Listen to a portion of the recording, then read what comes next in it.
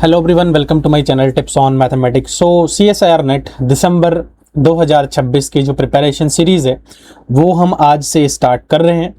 और हमने जो है आपको ये चीज़ बताया था कि क्या जो है आपकी क्लास की स्केड्यूल रहने वाली है। वो मैंने लास्ट लेक्चर में, जिसमें मैंने स्ट्रैटेजी आपको पूरा बताया था कि कैसे आपको दिसंबर 2026 की CSIR नेट की जो प्रिपरेशन है वो स्टार्ट करनी है।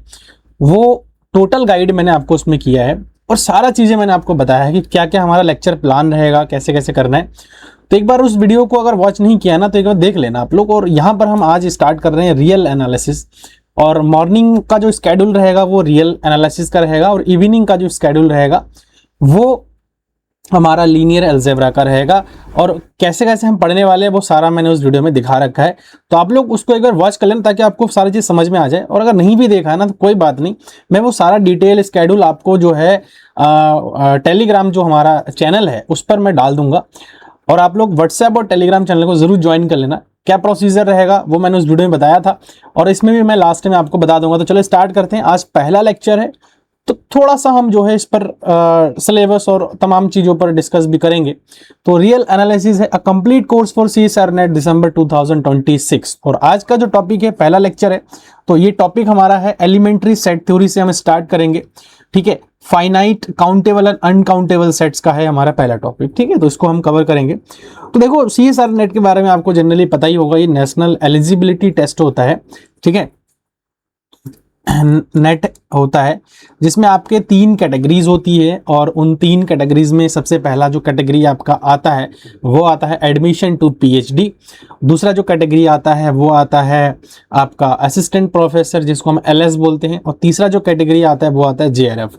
वो डिपेंड करता है कि आपका कट ऑफ कितना है, आपका मार्क्स कितना है, उस हिसाब से आपको जो है मिलता है। ठीक है, तो ये सारी चीज़ें हैं, कभी हम आगे डिस्कस करेंगे। आपको अगर ज़रूरत पड़ी तो कमेंट में इसको बता देना। तो बिल्कुल अगर नहीं पता है तो भी आपको समझ में आ जाएगा, वो बता दूंगा मैं। ठीक है, तो स्टार्ट करते हैं स्टार्टिंग से, एलिमेंट्री सेट थ्योरी। और ये सिलेबस है, थोड़ा सा ओवरव्यू में दे देता हूँ क्योंकि हम स्टार्ट कर रहे हैं तो बेसिक जानकारी हमें होना चाहिए कि हमें कैसे कैसे पढ़ना है, क्या क्या पढ़ना है। वो चीज़ें बहुत इंपॉर्टेंट होता है और वो हमें पता भी होना चाहिए। देखो, रियल एनालिसिस है, ठीक, रियल एनालिसिस।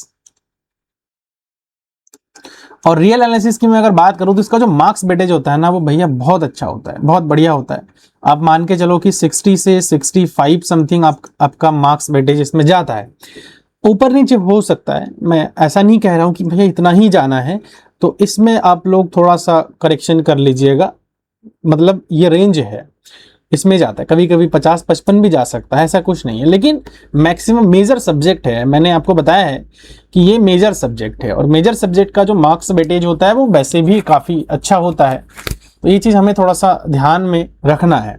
तो सबसे पहला तो है इसमें एलिमेंट्री सेट थ्योरी है, फाइनाइट, काउंटेबल, अनकाउंटेबल सेट्स है, आर्किमिडियन प्रॉपर्टी है, सुप्रीमम, इन्फीमम है। ये बहुत अच्छे से हम लोग पढ़ने वाले हैं डिटेल में। जो बच्चे मेरे साथ पुराने टाइम से जुड़े हुए हैं उनको जनरली पता भी होगा कि मैं जो रियल है वो कितने बढ़िया से आप लोगों को मैंने पहले भी पढ़ा रखा है। लेकिन कोई बात नहीं, एकदम न्यू कोर्स है और इसमें हम बहुत सारी चीज़ें ऐड ऑन भी करेंगे। पुरानी चीज़ों में हो सकता है कि आपको बहुत सारी चीज़ें नहीं मिलेंगी, लेकिन यहाँ आपको बहुत सारी चीज़ें मिलेंगी। ठीक है, तो जो उसके बाद देखो इसमें क्या है, सीक्वेंसेज है, सीरीज है, कन्वर्जेंस है, लिमिट सुप्रीमम है, लिमिट इन्फीमम है, बोल्जानो-बिस्ट्रास थ्योरम है, हेन-बोरेल थ्योरम है, बहुत इंपॉर्टेंट है ये सारे थ्योरम्स। कंटिन्यूटी है, यूनिफॉर्म कंटिन्यूटी है, डिफरेंशियबिलिटी है, मीन वैल्यू थ्योरम्स है, सीक्वेंसेस है, सीरीज है।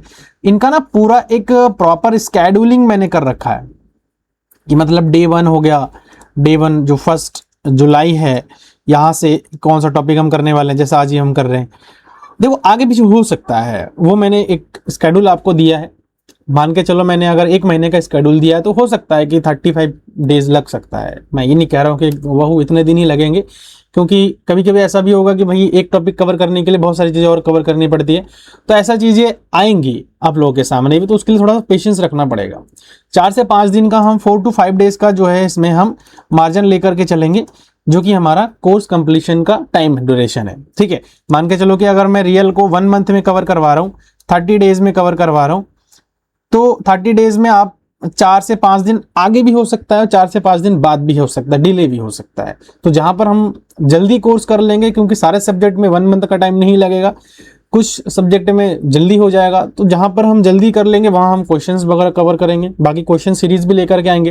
तो ये सारी चीज़ें हमारे इसमें रहने वाला है पूरा दिसंबर 2026 के जो CSIR नेट का जो कंप्लीट कोर्स हम ला रहे हैं इसमें, ठीक है। तो ये सिलेबस है पूरा टोटल, आप एक बार इसको देख भी लीजिएगा, वैसे बहुत ज़्यादा बताने की मुझे लगता है कि आवश्यकता नहीं है। उसके बाद फंक्शन ऑफ सेवरल वेरिएबल्स है, मेट्रिक स्पेस है, ये सारी चीज़ें हम आपको पढ़ाने वाले। तो स्टार्ट करते हैं। सबसे पहला जो है यहाँ पर अब सेट थ्योरी आता है, ठीक है।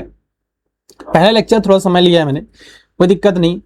सेट थ्योरी, सेट्स, देखो सेट क्या होता है। सेट कह रहा है कि well defined collection of objects, by well defined we mean that there is no confusion regarding exclusion and inclusion objects. तो देखो सेट होने के लिए वेल डिफाइन का होना बहुत जरूरी है। अगर मैंने आपको कहा है कि भैया एक क्लास है, सॉरी एक जो है घर है ना, मान के चलो कि एक घर है, चलो ये एग्जांपल देता हूं मैं आपको। एक क्लासरूम है आपका, ठीक, और उस क्लासरूम में 20 स्टूडेंट्स है, 20 स्टूडेंट्स है, और जिस स्कूल का क्लासरूम है उस स्कूल में जो है टीचर्स जो है आपके मान के चलो कि 10 टीचर्स है। अब मान के चलो कि एक टीचर ए है, बी है, सी है, डी है, ये सारे टीचर्स है ना, ये टीचर्स है। और मैं कह रहा हूं कि कोई ए टीचर क्लास में रूम में जाता है पढ़ाने के लिए, और वहां 20 स्टूडेंट्स है, उनमें से एक स्टूडेंट का नाम जो है रामू है। क्या है? रामू है। तो टीचर ही कहता है, ए टीचर ही कहता है कि Ramu is a good student, है ना, गुड स्टूडेंट। लेकिन इस ए टीचर के लिए रामू तो गुड है, लेकिन क्या इस बी के लिए भी गुड होगा? इसकी कोई गारंटी है क्या भैया? इसकी कोई गारंटी नहीं है। मेरे अकॉर्डिंग तो कोई गारंटी नहीं है, क्योंकि मैं किसी स्टूडेंट को कह रहा हूं, मैं हो सकता है कि मेरे सब्जेक्ट में बहुत अच्छा है, मैं इसको उस अच्छाई के लिए गुड कह रहा हूं, लेकिन बाकी टीचर के क्लास में हो सकता है कि वो बच्चा उनके सब्जेक्ट में पढ़ने में अच्छा नहीं है, या फिर उनके क्लास में वो अच्छे से बैठता नहीं है, शरारत ही करता है। तो जो गुड का डेफिनेशन मैंने यहां पर लिया है ना, वो कहीं ना कहीं ये जो वेल डिफाइंड वाला जो वर्ड है ना, उसको खत्म कर देती है। और जहां पर ये वेल डिफाइंड वाला वर्ड खत्म हो जाता है ना, वहां पर सेट खत्म हो जाता है। मतलब सेट हम बना ही नहीं सकते हैं। इस चीज का आप लोग स्पेशल ध्यान रखना। सेट होने के लिए उसका वेल डिफाइंड होना बहुत जरूरी है। और वेल डिफाइंड का मीनिंग मतलब ही यही है कि there is no confusion regarding exclusion and inclusion. और यहां पर कंफ्यूजन क्रिएट हो रहा है ना, कि मैंने अगर एक ए टीचर क्लासरूम में जाता है और वो कहता है कि Ramu is a good student, है कि नहीं, तो यहां पर तो कंफ्यूजन है ही है कि रामू ए टीचर के क्लास में तो गुड है, लेकिन बी सी डी के क्लास में भी गुड होगा या नहीं होगा, तो कंफ्यूजन बना हुआ है। अब कहोगे कि सर फिर जो है फिर सेट होगा क्या? फिर वेल डिफाइंड का मतलब क्या हो गया? वेल डिफाइंड का मतलब मैं अगर आपको थोड़ा सा समझाने की कोशिश करूं कि अगर बच्चों मैं एक आपको सेट दे रहा हूं कि सेट ऑफ नेचुरल नंबर्स, है कि नहीं, नेचुरल नंबर्स। तो सेट ऑफ नेचुरल नंबर्स की जैसे ही मैंने बात कह दिया, तो ये वेल डिफाइन है ना, है ना, वेल डिफाइन है।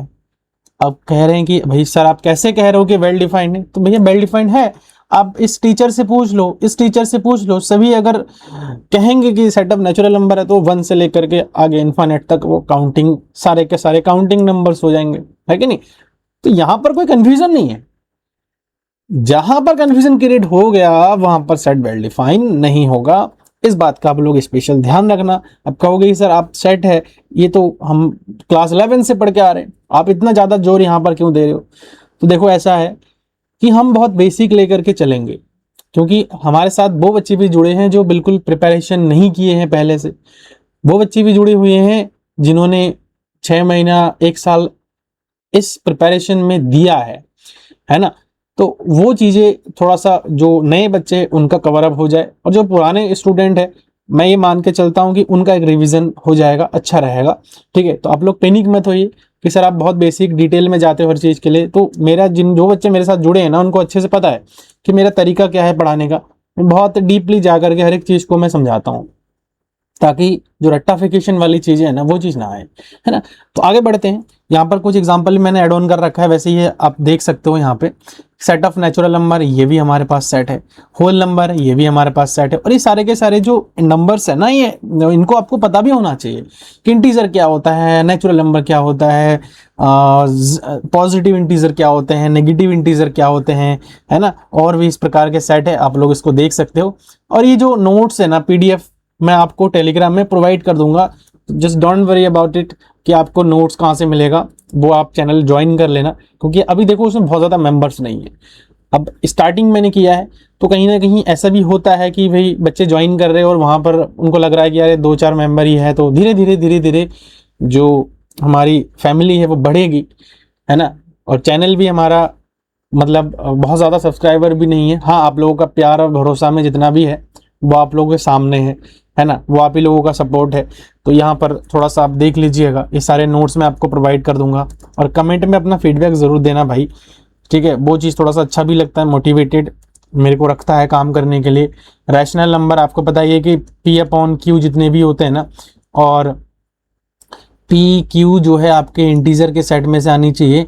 एंड देन जो Q है ना, वो हमारा 0 नहीं होना चाहिए। ऐसा मैं क्यों कहता हूँ, अगर Q 0 हो गया, मान के चलो P हमारे पास कोई इंटीजर है और मैंने डिवाइड में 0 रख दिया, से विच इज अनडिफाइंड, है ना, अनडिफाइंड हो गया है ये, विच इज अनडिफाइंड। तो इसीलिए ये चीज़ 0 नहीं होना चाहिए। जो भी डिनोमिनेटर में होता है वो जो है हमारा नॉन ज़ीरो होना चाहिए। This is most important. उसके बाद सेट ऑफ इरेशनल नंबर, इसको हम I से भी दिखाते हैं या फिर हम Q⁻C से भी दिखाते हैं। तो ये सारे के सारे जो रियल नंबर्स होते हैं ना, उन रियल नंबर्स में से अगर मैं रैशनल नंबर्स को मैं हटा दूं तो सारे के सारे इरेशनल नंबर हमारे बचते हैं। तो वो ये है। उसके बाद सेट ऑफ रियल नंबर, आपको पता ही है कि रियल नंबर को हम कैसे इंक्लूड करते हैं, वो है उसके बाद जो है सॉरी, इसमें रैशनल नंबर और इरेशनल नंबर जितने भी होते हैं ना, ये सब मिला करके आपको एक रियल नंबर का फील देता है। और ये जो रियल नंबर है ना भाई, ये आप ऐसा समझ लो कि पूरा रियल एनालिसिस का ना निचोड़ है। हम पूरे रियल एनालिसिस में ये जो रियल नंबर की हम बात कर रहे हैं, हम इसी पर ही बात करते हैं। बहुत ज़्यादा डेप्थ में हम जाते हैं रियल नंबर के, हम एक एक चीज़ को देखते हैं, लिमिट देखते हैं, कंटिन्यूटी देखते हैं। तो ये सारी चीज़ें रहता है, बहुत मज़ा आएगा रियल एनालिसिस पढ़ने में, काफ़ी इंटरेस्टिंग सब्जेक्ट भी है ये, है ना। तो आगे बढ़ें फिर। देखो यहाँ पर क्या है कि रिलेशनशिप अमॉन्ग दिस सेट्स, तो ये कुछ सेट्स है। अब इनमें रिलेशन कैसे होता है, इसको पढ़ने से पहले ना मैं आपको फिर से उसी स्लाइड में लेके जाऊंगा, टाइपिकल सेट्स। तो टाइपिकल सेट में आप देखो, आप अगर इसको थोड़ा सा नोटिस करोगे ना, अगर आप इसको नोटिस करोगे तो ये जो हमारे पास नेचुरल नंबर है वो कहीं ना कहीं इस होल नंबर में बिलोंग कर ही रहा है। मतलब मैं ये कह सकता हूं कि natural number is a subset of whole number, कह सकता हूं ना, कोई डाउट नहीं है। उसके बाद में अगर देखो कि ये जो होल नंबर है ना, ये जो होल नंबर देखो 0 1 2 3, ये कहीं ना कहीं हमारा इंटीजर के सेट में बिलोंग कर ही रहा है। ये देखो ना, नेगेटिव पे कोई बात नहीं, वो एलिमेंट तो है ना एटलीस्ट, ये सारे के सारे होल नंबर वाले, ये होल नंबर वाले। तो मैं ये कह सकता हूँ कि जो होल नंबर है वो सबसेट है किसके, इंटीजर्स के, है कि नहीं, इंटीजर्स के सबसेट है। इसका मतलब क्या हो गया, नेचुरल नंबर भी इंटीजर का सबसेट हो गया, होल नंबर भी इंटीजर का सबसेट हो गया। ये चीज थोड़ा सा आपको पता होना चाहिए बच्चों, ठीक है। पॉजिटिव और नेगेटिव में आपको ये सारे के सारे पॉजिटिव होते हैं 1 से लेकर के, और ये सारे के सारे आपके क्या हो जाते हैं, negative. 0 is neither positive nor negative. तो कंफ्यूज होने की बात नहीं है। बहुत सारे क्वेश्चन आते हैं कि सर 0 क्या है, 0 नेगेटिव है पॉजिटिव है। देखो 0 को हम जिस हिसाब से ट्रीट करेंगे, 0 उसी हिसाब से ट्रीट होता है ना। तो 0 को हम ना नेगेटिव कह सकते हैं ना पॉजिटिव कहते हैं, 0 इज 0, बस आप इतना समझ लीजिए। 0 में हमें बहुत ज्यादा कंफ्यूजन नहीं रखना है कि नहीं। तो उसके बाद देखो ये हमारे पास Q है। अब Q में ना भैया सारे के सारे नंबर्स आ जाते हैं। Q में P/Q, इसको भी हम P/Q के रूप में लिख सकते हैं, इसको भी हम P/Q के रूप में लिख सकते हैं, इसको भी हम P/Q के रूप में मतलब ये जितने भी नंबर्स अभी आए हैं ना, ये सब के सब हमारा Q के अंदर होगा ही होगा, Q के अंदर होगा ही होगा, है कि नहीं। तो अब उसके बाद जो है रेशनल नंबर आता है। तो ये सारे के सारे जो नंबर है ना, ये सब नंबर आप देख सकते हो कि ये रियल नंबर में है ही है ना, रियल नंबर में है। अब मैं देखो यहाँ पर इरेशनल नंबर तो नहीं कह सकता हूँ कि सारे के सारे इरेशनल नंबर में चला जाएंगे, तो ऐसा नहीं है, ठीक है। तो ये चीज मैंने यहाँ पर लिखा था, ठीक है, रिलेशन है एक, और जो रियल नंबर है वो यही है, और इनका जो इंटरसेक्शन होता है वो हमेशा के लिए 5 होता है, क्योंकि रेशनल और इरेशनल नंबर दोनों हमेशा के लिए बिल्कुल अलग होता है, और उन दोनों का कोई इंटरसेक्शन नहीं बन सकता है, ठीक है, उन दोनों का कोई जोड़ी नहीं है। हम नहीं कह सकते हैं कि हर एक रैशनल नंबर इरेशनल नंबर भी है, या फिर हम ये भी नहीं कह सकते हर एक इरेशनल नंबर एक रैशनल नंबर है, दोनों अलग है, एक यहाँ पर है तो दूसरा यहाँ पर है। तो ये चीज को हमें समझने की आवश्यकता है, और बीच में बहुत बड़ा गैप है, तो हमें थोड़ा सा ये चीजें पता होनी चाहिए। यूनियन अगर कर देंगे ना दोनों नंबर्स का, मतलब रैशनल नंबर और इरेशनल नंबर, अगर इन दोनों का यूनियन मैं अगर कर देता हूं, हाँ, तो हम कह सकते हैं कि एक रियल नंबर का सेट बन जाए। मुझे लगता है कि समझ में आ गया आपको अच्छे से, और अच्छे से मैं समझा भी पा रहा हूँ, स्टार्टिंग बहुत अच्छा है। नेक्स्ट कुछ एग्जांपल और भी यहां पर मैंने लिया है सेट के लिए, ठीक है। क्या क्या एग्जांपल है? Set of vowels in English alphabet, वो ये है। Set of even natural numbers, वो ये है, आप लोग देख सकते हो। Set of prime numbers less than 30, ये भी एक सेट है, क्योंकि ये वेल डिफाइन है ना, ये वेल डिफाइन है। उसके बाद देखो set of months having 31 days, तो जितने 31 डेज होते हैं, जनवरी, फरवरी, मार्च, तो ये भी हमारे, आप कहोगे वेल डिफाइन है या नहीं है? वेल डिफाइन बिल्कुल है, क्योंकि हर किसी के लिए, आपके लिए, मेरे लिए, सबके लिए 31 डेज वाले मंथ यही है। So this is well defined, ठीक है, बहुत सिंपल है। Set of positive integers less than 10, तो सबके लिए ये आंसर है, this well defined. Set of students whose age is exactly 18 years, ठीक है, तो एफ जो है क्या आ जाएंगे इसके अंदर, सारे के सारे ये सेट आ जाएंगे। Set of solution of this, तो इसके सोल्यूशन क्या हो जाएंगे, 2 and 3 हो जाएंगे, तो ये सेट हो जाएंगे, ठीक है। तो ये इस प्रकार के कुछ एग्जांपल है। नॉन वेल डिफाइंड सेट, वो सेट जो वेल डिफाइंड नहीं है, बस पर तो मैंने ऑलरेडी जोड़ दे दिया है, लेकिन फिर भी एक बार के लिए मैं आपको बताता हूं। कह रहा है कि सेट ऑफ ब्यूटीफुल फ्लावर्स, देखो ब्यूटीफुल जहां पर आ गया ना, फ्लावर्स की अगर मैं बात करूं तो ठीक है, उसमें बहुत सारे फ्लावर्स आ जाएंगे, है ना, तो वो एक सेट बन जाएगा। लेकिन जहां पर ब्यूटीफुल वर्ड हमने यूज किया है ना, ये काम हमारा खराब करता है।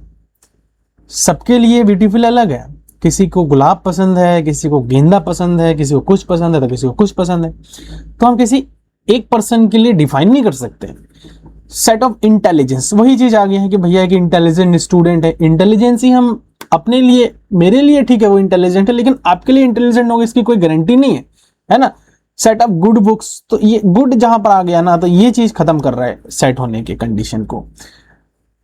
Toll person, set of tall person, लंबे, अब लंबे में देखो किसी के नजरों में लग सकता है कि नहीं बहुत लंबा नहीं है, कभी कभी ऐसा भी होता है, आप लोग नोटिस करना कि बहुत लंबा होता है, लेकिन सामने मतलब उसको, उसके अंदर ऐसा फीलिंग होता है उस इंसान के लिए, उसको लंबा ही नहीं कहना चाहता है, जेलिसी, है ना।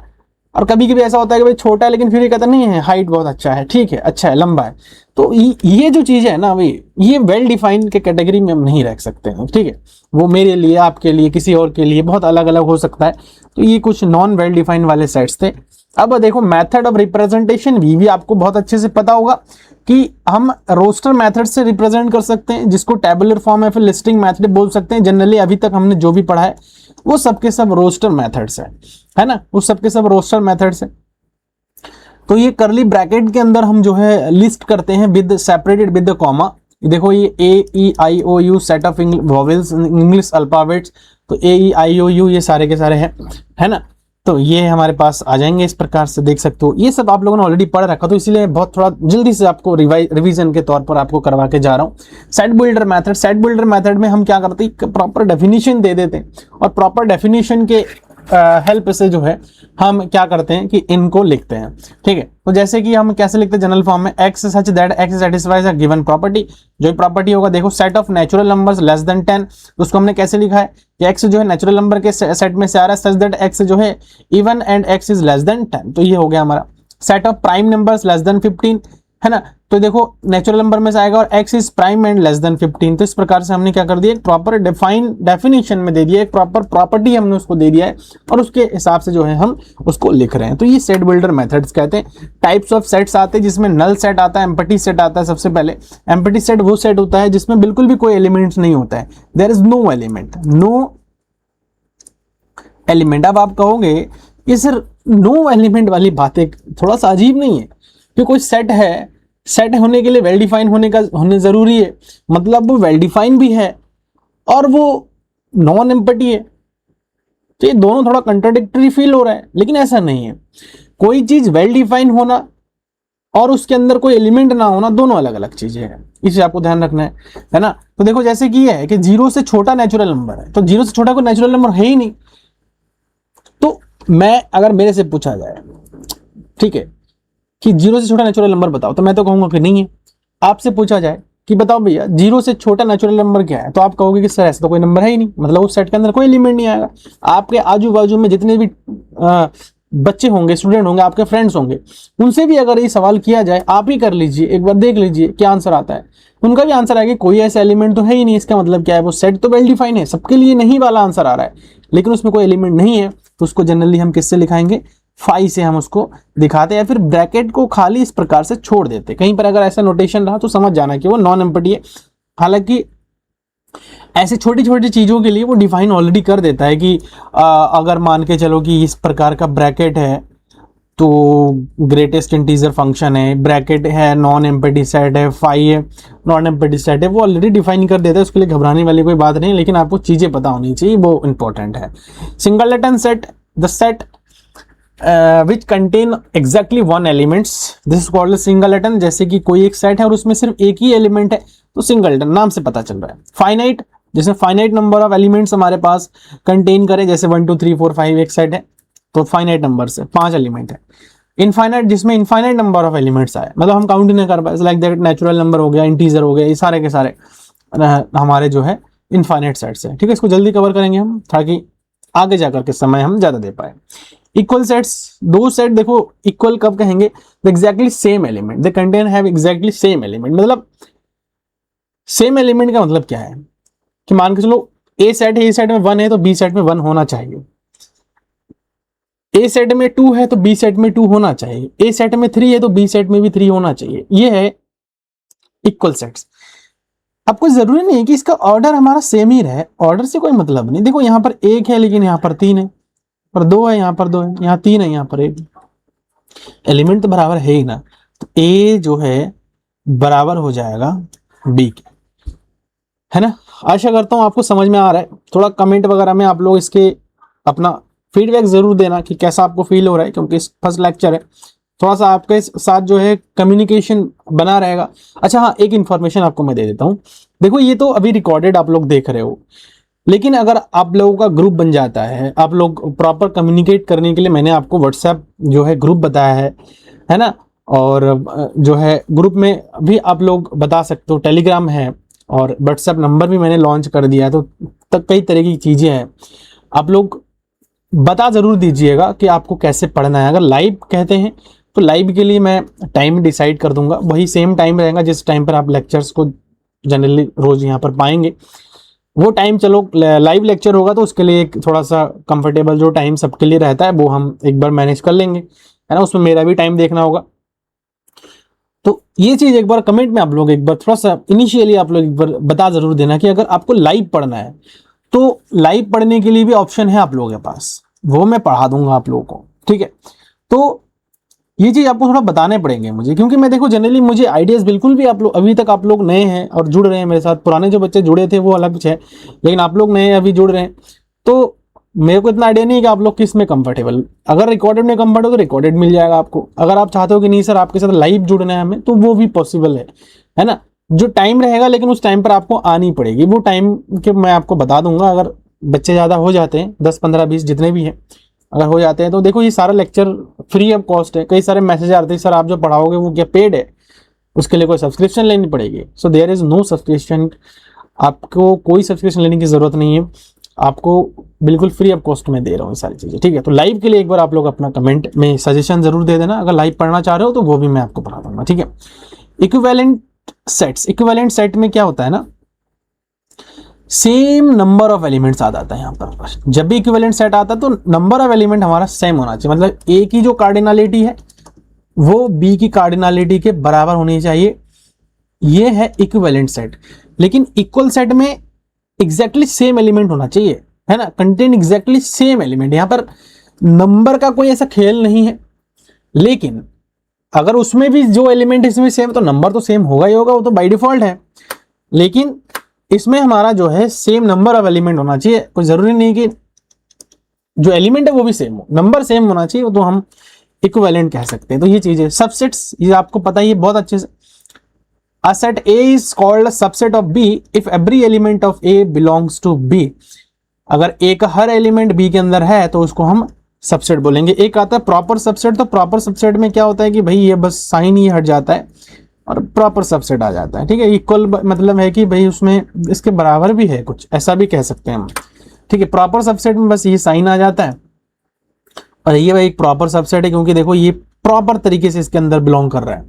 ठीक है, तो ये हमारा प्रॉपर सबसेट हो जाएगा। कंपैरेबल सेट क्या होता है? कंपैरेबल सेट में क्या होता है कि अगर देखो A जो है B का सबसेट हो रहा है और B जो है वापस से A का सबसेट हो रहा है, तो हम उसको क्या कहेंगे? कंपैरेबल सबसेट कहेंगे। Two sets A and B are said to be comparable if one of them is a subset of other, that is this condition should be followed. In other words every element of one set must belongs to the other set, मतलब एक दूसरे में आना चाहिए। मतलब यह है कि अगर देखो A B के अंदर चला जा रहा है और B साथ में A के अंदर आ रहा है, तो ये दोनों कंडीशन हो सकता है। ठीक है, तो ये हमारा जो है क्या हो जाएगा? कंपैरेबल सेट का डेफिनेशन हो जाएगा। क्वेश्चन वगैरह भी करेंगे, अभी थोड़ा सा पेशेंस रखिए, बहुत सारी चीजें है क्योंकि स्टार्टिंग एलिमेंट्री सेट थ्योरी है और सेट थ्योरी में बहुत सारी चीजें, लेकिन आपको मैं सिर्फ CSR के पॉइंट ऑफ व्यू से बता रहा हूँ। जैसे ये एग्जाम्पल है, अब देखो A12 है, इसके अंदर आ रहा है ना, so this is A and B are comparable, हम इसको कह सकते हैं।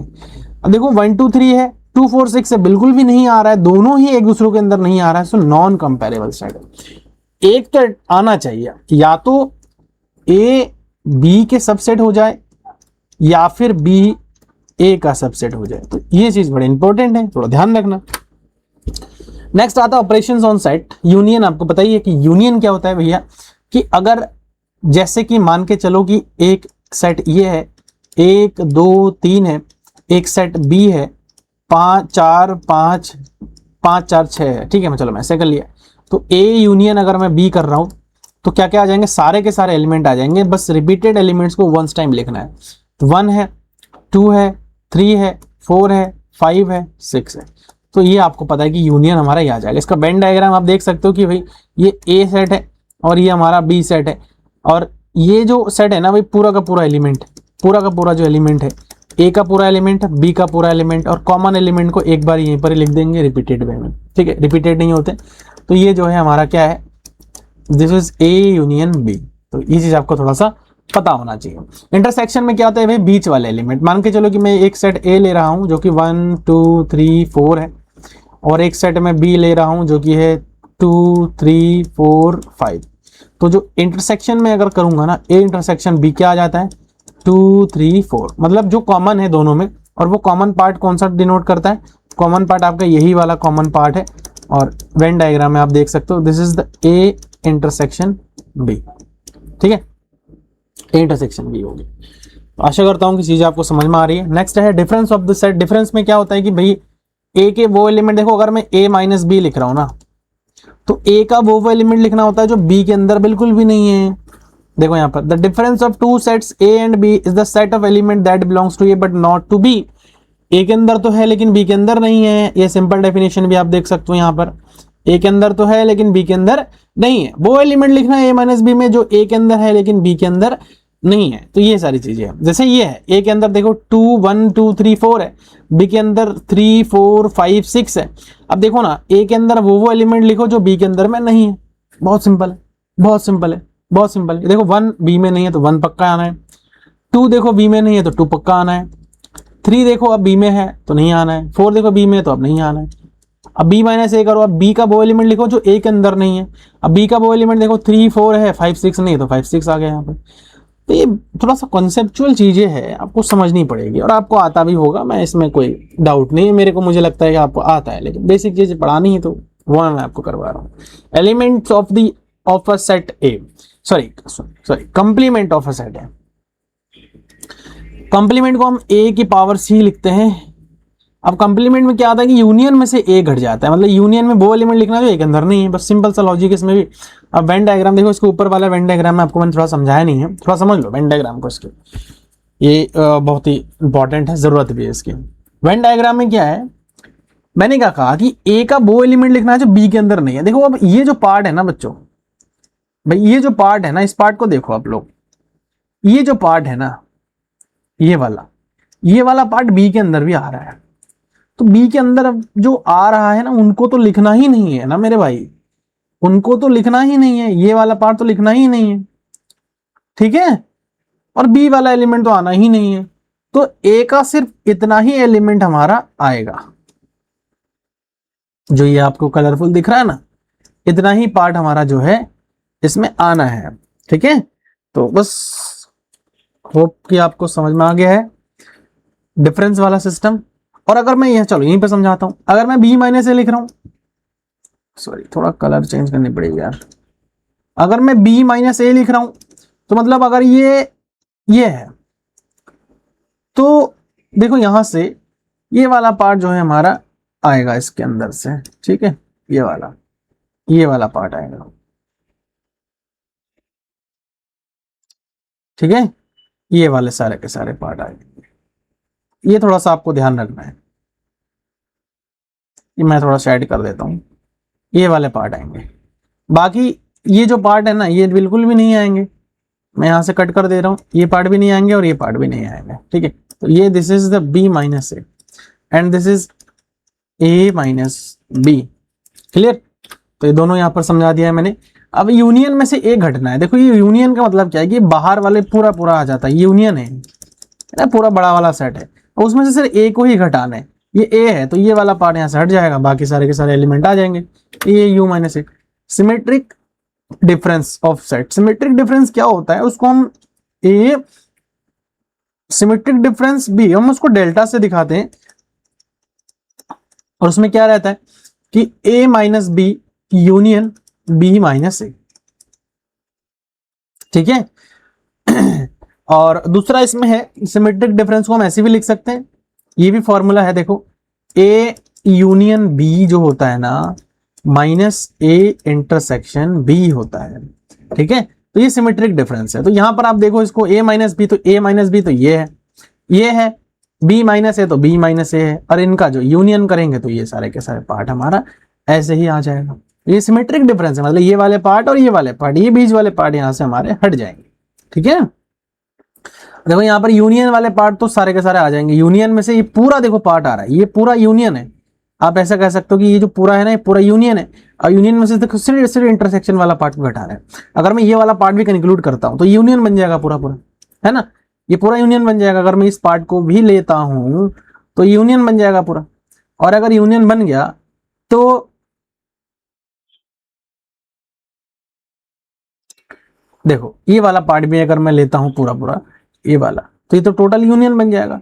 लेकिन मुझे जो है अब यूनियन में से मुझे क्या करना है, इंटरसेक्शन वाला पार्ट को घटाना है, मतलब ये वाले पार्ट को हटाना है, तो बस ये हमारा सिमेट्रिक डिफरेंस बन गया। वेन डायग्राम का जो कॉन्सेप्ट है ना भाई, वो भी आपको थोड़ा सा पता होना चाहिए। Important results on symmetric difference, तो ये कुछ रिजल्ट्स है जो कि सिमेट्रिक डिफरेंस में आपको थोड़ा सा पता होना चाहिए, वो मैं आपको थोड़ा सा यहाँ से बता देता हूँ। इंपॉर्टेंट कुछ रिजल्ट्स है जो आपको मैं अभी बताता हूँ, देखो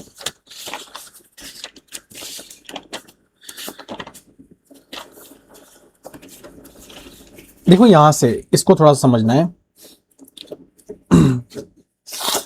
अगर देखो हम पहला वाला मैं यहां पर लिख देता हूं, a माइनस बी करता हूं और b माइनस ए करता हूं, तो दोनों कभी बराबर नहीं होगा, इस चीज का आप लोग ध्यान रखना हमेशा के लिए। अब देखो ये वाला जो है ना, ये a माइनस बी है और ये वाला b माइनस ए, ये a माइनस बी है और ये b माइनस ए, ये दोनों कभी बराबर नहीं होता है, ठीक है। दूसरा जो इसमें आ रहा है कि a माइनस बी जो होगा ना वो सबसेट होगा a का, तो ये देखो a माइनस बी है तो ये a का तो सबसेट है ही ना। और सिमिलरली अगर मैं b माइनस ए करता हूं तो वो भी सबसेट हो जाएगा किसका, b का, ठीक है। तो ये आप लोग देख सकते हो, वेन डायग्राम से सारी चीजें क्लियर हो जाएंगी आपकी, है ना।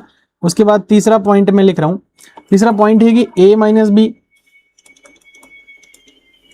और बी माइनस से अगर मैं इनका इंटरसेक्शन करता हूं तो ये हमेशा के लिए क्या आ जाएगा, 5 आ जाएगा। आप खुद ही देख लो ना कि इनका इंटरसेक्शन इन दोनों का, इसमें इसका एलिमेंट इसमें नहीं है और इसका एलिमेंट इसमें नहीं है, तो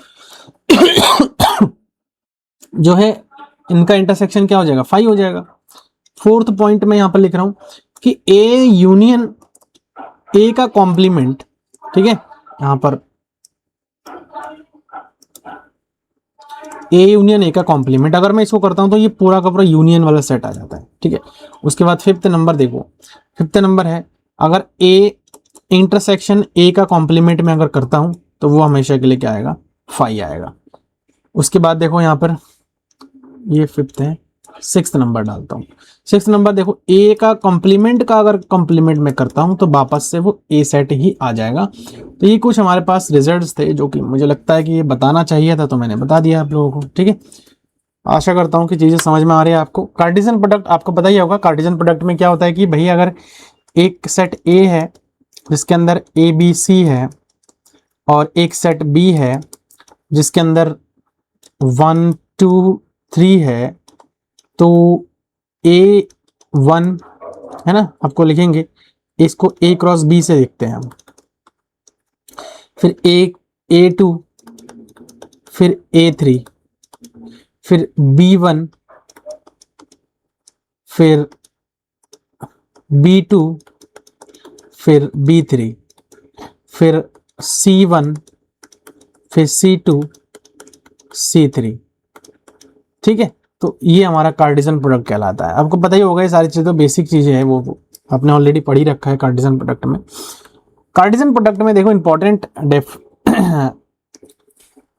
आइडेंटिटीज है इसमें। कम्यूटेटिव लॉ है, कम्यूटेटिव लॉ में ए यूनियन बी जो है बी यूनियन ए के बराबर होता है, A intersection B B intersection A के बराबर होता है, ये आपको पता है। एसोसिएटिव लॉज में भी ये चीज बराबर होती है, A union B union C, A union B union C, ये एसोसिएटिव लॉ है। डिस्ट्रीब्यूटिव में डिस्ट्रीब्यूट हो जाते हैं ये, और ये इस प्रकार से डिस्ट्रीब्यूट हो जाते हैं। डी मॉर्गन्स लॉ बहुत इंपॉर्टेंट है। डी मॉर्गन्स लॉ में आपको कि अगर ए यूनियन बी का कॉम्प्लीमेंट करते हैं ना, तो ए का कॉम्प्लीमेंट इंटरसेक्शन बी का कॉम्प्लीमेंट होता है, और सिमिलरली ऐसे ही अगर मैं ए इंटरसेक्शन बी का कॉम्प्लीमेंट करता हूं तो ए कॉम्प्लीमेंट यूनियन बी का कॉम्प्लीमेंट, मतलब इंटरसेक्शन है तो यूनियन बदल जाएगा और यूनियन है तो इंटरसेक्शन बदल जाता है।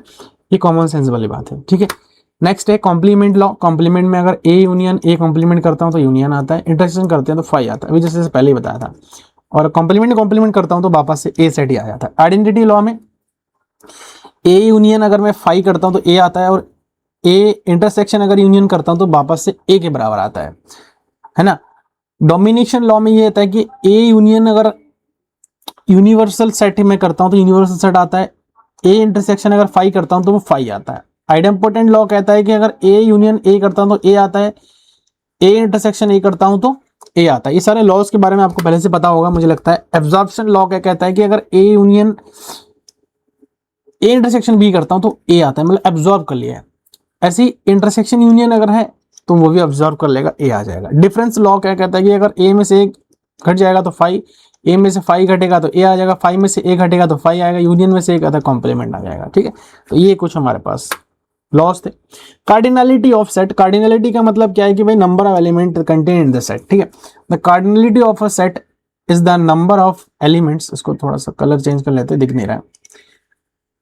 The cardinality of a set is the number of distinct elements contained in the set. The cardinality of set is denoted by this. A की cardinality मतलब A, या फिर इसको हम Na से भी दिखाते, तो cardinality एक्चुअल में n नहीं है, ये है, ठीक है, समझ में। तो इस प्रकार से हम इसको बनाते हैं। कार्डिनलिटी मतलब कार्डिनलिटी जब भी मैं कहूंगा तो आप समझ जाएगा कि number of elements at the set, that set contain in that set, ठीक है। इंपॉर्टेंट रिजल्ट है कार्डिनलिटी ऑफ यूनियन। यूनियन की कार्डिनलिटी आपको पता ही है कि देखो अगर मैं cardinality of A union B करता हूं तो cardinality of A cardinality of B minus cardinality of A intersection B आता है। अगर 3 सेट की कार्डिनलिटी निकाला जाए तो ये फॉर्मूला आता है। इसकी नीड आपको जब आप जनरल एप्टीट्यूड सॉल्व करते हैं ना तब पड़ती है, हालांकि यहां भी पड़ेगी, लेकिन बता देता हूं आपको, ये इस सब फॉर्मूला की जरूरत पड़ती है, जनरल एप्टीट्यूड में पड़ती है। कार्डिनलिटी ऑफ डिफरेंस, डिफरेंस में अगर A cardinality of A minus B करता हूं तो cardinality of A minus cardinality of A intersection B आता है। डायरेक्ट आप ऐसा मत कर देना कि ए की कार्डिनलिटी माइनस बी की कार्डिनलिटी। ठीक है, यहाँ पर एन से दिखाया, हम ऐसे इस प्रकार से मॉड्यूलस वाले फॉर्म में भी दिखा सकते हैं। ठीक है, तो ये रहता है। नेक्स्ट है cardinality of the complement. If U is the universal set then N cardinality of A complement जो है cardinality of U universal set minus cardinality of A. Cardinality of symmetric difference, symmetric difference की cardinality क्या आता है कि cardinality of N plus cardinality of B minus 2 cardinality of A intersection B, दो से गुणा हो जाएगा वहां पे। ठीक है, कार्डिनलिटी ऑफ कार्टेशियन प्रोडक्ट। अभी कार्टेशियन प्रोडक्ट में देखो जैसे कि अभी एक एग्जांपल मैंने यहां पर दिया था ना, कहां पर दिया था, कोई नहीं, मैं यहां पे दिखा देता हूं आपको। कार्डिनलिटी ये हो गया ना, देखो मान के चलो कि एक सेट हमारे पास ए है जिसमें 1 2 3 आ गया। कार्डिनलिटी ऑफ बी करता हूं मैं, इसमें ए बी सी डी है, तो ए की कार्डिनलिटी इंटू बी की कार्डिनलिटी क्या आएगी, अगर मैं डायरेक्ट निकालनी पड़ेगी, ए की कार्डिनलिटी इंटू बी की कार्डिनलिटी, ए इंटू बी का मतलब कार्डिनलिटी, तो क्या आ जाएगा, इसकी कार्डिनलिटी कितनी है, ए की कार्डिनलिटी 3 है, इसकी कार्डिनलिटी कितनी है 4 है, मतलब बी की कार्डिनलिटी कितनी है 4 है, तो यहाँ पर 3 गुणा 4 कर देंगे, बाहर आ जाएगा। आप इनको गुणा करके भी देख लो, तब भी कार्डिनलिटी निकालोगे तब भी 4 ही आएगा। तो ये चीज़ आपको पता होना चाहिए। हमें थोड़ा सा शॉर्ट फॉर्म में भी जाना है, बेसिक के साथ भी, ऐसा नहीं कि हम बहुत घुस जा रहे हैं, थोड़ा शॉर्ट ट्रिक भी हमें पता होनी चाहिए। ठीक है, पावर सेट के बारे में आपको पता होगा। पावर सेट क्या है कि the power set of a set A is the set of all possible subsets of M, मतलब ए के जितने भी सबसेट होंगे ना वो हमारा पावर सेट कहलाता है। Cardinality of power set to the power M होता है। अगर ए का कार्डिनलिटी एम है तो पावर सेट की कार्डिनलिटी जो है 2 की पावर एम हो जाएगा। एग्जाम्पल देता हूं, देखो यहां पर एक सेट मान के चलो कि ए है 1 2 3, और इसमें क्या होता है, इसमें क्या है कि देखो ए की कार्डिनलिटी अगर आप निकालोगे 3 आ रहा है ना, 1 2 3। अब पावर सेट कैसे निकालते हैं, पॉसिबल सबसेट्स। देखो पॉसिबल, देखो 5 जो है ना हर एलिमेंट का सबसेट होता है। 5 क्या होता है, हर सेट का सबसेट होता है ना 5। फिर 1 भी एक अलग सेट बन सकता है, 2 को लेकर के अलग सेट बना सकता हूँ, 3 को लेकर के अलग सेट बना सकता हूँ, ऐसे ही 1 2 को लेकर अलग सेट बना सकता हूँ, ऐसे ही 1 3 को लेकर के अलग सेट बना सकता हूँ, ऐसे ही 2 3 को लेकर के अलग सेट बना सकता हूँ। 2 3 हो गया, 1 2 3 को लेकर के ऐसे ही एक अलग सेट बना सकता हूँ। कितने हो गए, 1 2 3 4 5 6 7 8 हो गए। तो मतलब कार्डिनलिटी ऑफ पावर सेट की अगर मैं बात करूं तो 8 हो गया। अब यहाँ पर तो हमने ऐसे निकाला है, मैन्युअली निकाला, लेकिन फॉर्मूला क्या है, फॉर्मूला ये कहता है कि 2 की पावर m है, मतलब अगर a की कार्डिनलिटी m है तो 2 की पावर m हो जाएगा, मतलब अगर a की कार्डिनलिटी 3 है तो 2 की पावर 3 हो जाएगा, तो 8 ही आ रहा है। ये कार्डिनलिटी निकालने के लिए है पावर सेट का। ठीक है, ध्यान रखना इसको। नेक्स्ट हम पहुंच रहे हैं रिलेशन पर। ठीक है, रिलेशन फंक्शन ये सब हमें पढ़नी पड़ेगी। ठीक है, सेट थ्योरी हम पढ़ रहे हैं तो ये भी बहुत जरूरी है। देखो रिलेशन क्या कहता है, रिलेशन ये कहता है कि अगर P ये सेट है ABC, Q जो है ये सेट है, तो P क्रॉस Q जो है इस प्रकार से बनेंगे हमारे। और जो ये रिलेशन हमारा बन रहा है, ये जो रिलेशन हमारा बन रहा है कि A का अली के साथ रिलेशन है, B का भानु के साथ भी है और B का बिनॉय के साथ भी है, C का जो है चंद्रा के साथ है और दिव्या तो यहाँ पर खाली है। तो ये हमारा जो है आप देख पा रहे हो कि एक प्रकार का रिलेशन बन रहा है। और जो रिलेशन होता है ना बच्चों, वो हमेशा के लिए सबसेट होता है, जो भी हमारा सेट होता है उसके कार्टेशियन प्रोडक्ट के, मतलब P क्रॉस Q के सबसेट के बराबर होता है। ये चीज हमेशा आपको ध्यान रखना है। जो रिलेशन होता है वो हमारा दो सेट के कार्टेशियन प्रोडक्ट के सबसेट के बराबर होता है।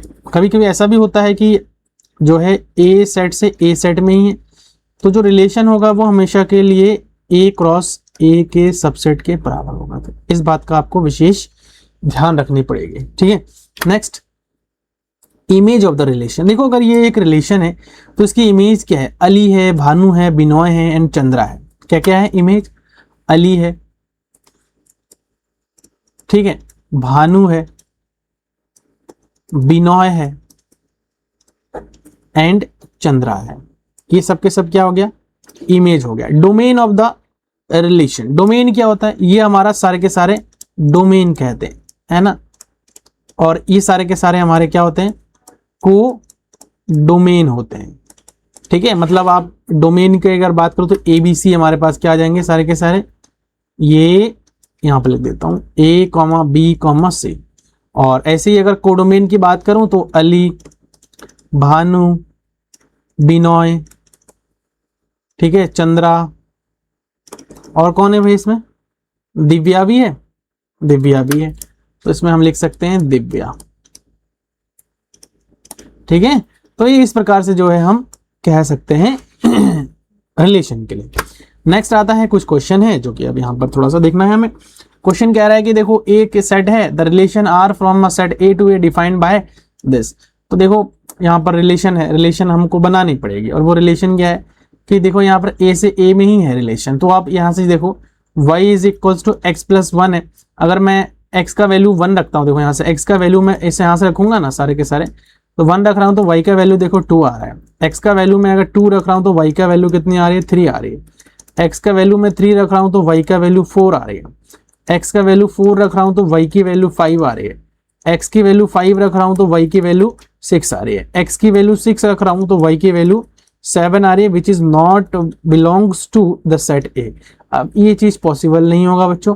क्यों नहीं होगा, क्योंकि ये जो 6 तो देखो x में आ रहा है ना, इस A सेट में आ रहा है, लेकिन 7 जो है इस A सेट की नहीं आ रहा है, मतलब जो y है वो भी A में ही आना चाहिए। ऐसा क्यों, क्योंकि देखो यहाँ पर बता रखा है कि A से A में ही रिलेशन है।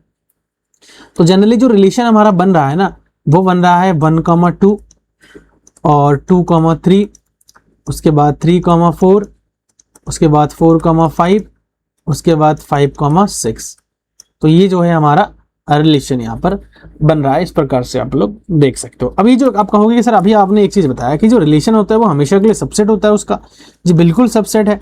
ये जो रिलेशन हमारा आया ना, वो A क्रॉस A में से ही आया है। आप A क्रॉस A निकालो, चेक करो, देखो और मुझे कमेंट बताओ कि ये सही स्टेटमेंट है या नहीं है। ठीक है, तो नेक्स्ट देखो यहाँ पर कह रहा है कि ये, हाँ वही डेफिनेशन यहाँ पर भी आ गया है, स्लाइड में ऐड भी करा था मैंने तो। ठीक है, कोई बात नहीं, फिर से एक बार देख लो। A relation from R to R, R from set A to a set B is a subset of the Cartesian product of A cross B। This mean this R is a subset of A cross B, जो कि मैंने आपको बताया है। और अगर ये मतलब देखो यहाँ पर जो A है ना, स्मॉल a, वो इस वाले A से, और B है ना वो B से बिलोंग करेगा। ठीक है, समझ में आया? तो इसको बहुत ज्यादा समझाने की जरूरत नहीं, मैंने तो ऑलरेडी समझा ही दिया आपको। कुछ चीजें यहां पर आपको देखनी पड़ेगी। कह रहा है कि total number of relation that can be defined from a set A to a set B is the number of possible subsets of A cross B। If Na equal to P and N equal to D, then Na A cross B P को, then total number of relation is 2 की power PQ। तो देखो अगर यहां पर मैं समझाता हूं, बहुत ज्यादा स्टेटमेंट लंबा हो रहा है तो शॉर्ट में आपको समझाता हूं, ये काम मेरा ही है। ठीक है, total number of relation that can be defined from a set A to set B, मतलब एक रिलेशन डिफाइन हो रहा है एक सेट A से एक सेट B में। A की जो कार्डिनलिटी है वो कह रहा है कि P है, B की जो कार्डिनलिटी है वो कह रहा है कि Q है, और A क्रॉस B की जो कार्डिनलिटी है ना वो कह रहा है कि P क्रॉस Q हो जाएगा। ऑब्वियसली बात है कि A का अगर P है, B का अगर Q है, तो इनकी कार्डिनलिटी PQ हो जाएगा। तो जो रिलेशन हो जाएगा total number of relation, total number of relation, total, इसको ना एक काम करता हूं मैं, इसको बढ़िया से यहां पर आपको साइड में लिखता हूं।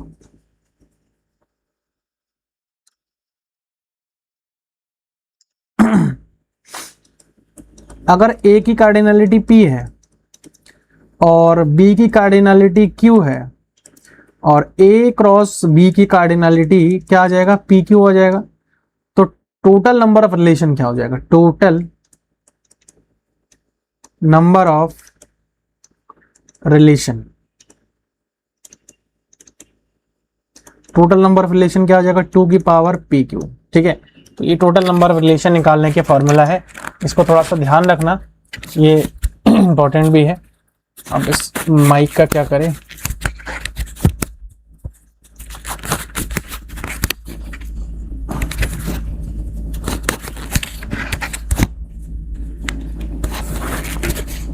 ठीक है ऐसे लगा देते हैं, देखते हैं वॉइस आ रही होगी सही से, देख लेना एक बार। उसके बाद दूसरा जो है यहाँ पर कह रहा है कि अगर देखो ये P और Q इक्वल है, अगर A भी P है और बी की कार्डिनलिटी भी पी है, मतलब पी और क्यू जो इक्वल है, तो जो रिलेशन बन जाएगा ना, तो नंबर ऑफ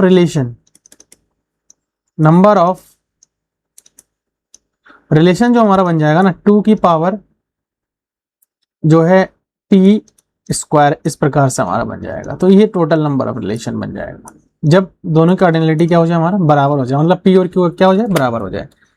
क्वेश्चन है देखो यहाँ पर, if set A has 2 element, मतलब ए के पास 2 है एंड बी के पास जो है कितना है, 2 है, how many relation can be defined from a set A to a set B. अब दोनों के लिए बराबर है, तो दोनों के लिए बराबर है, तो उसके लिए जो है यहाँ पर जो फॉर्मूला हमारा आ जाएगा 2p²। ठीक है, तो 2p², यहां पर देखो, इसको थोड़ा सा करेक्ट कर लेना आप लोग।